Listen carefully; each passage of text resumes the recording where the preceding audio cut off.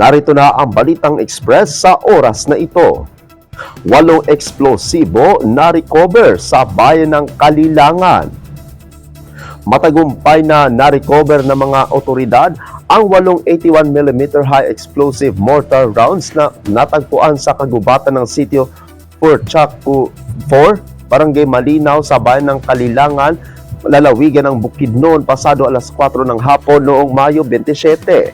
Ayon sa ulat, isang magsasaka ang nakadiskubre sa mga mortar habang nangangahoy sa nasabing kagubatan. Agad namang rumisponde sa lugar ang mga tauhan ng Explosive Incident Response Team ng Regional Explosive Ordnance Disposal and Canine Unit 10. Kinumpirma ng EOD technician na ang 8 piraso ng 81mm mortar ay kalawangin na, ngunit maaari pa rin sumabog at nasa serviceable condition pa. Nagsagawa ng EIRT ng render safe procedures gamit ang pick up and carry away method upang matiyak ang ligtas na transportasyon ng mga eksplosibo.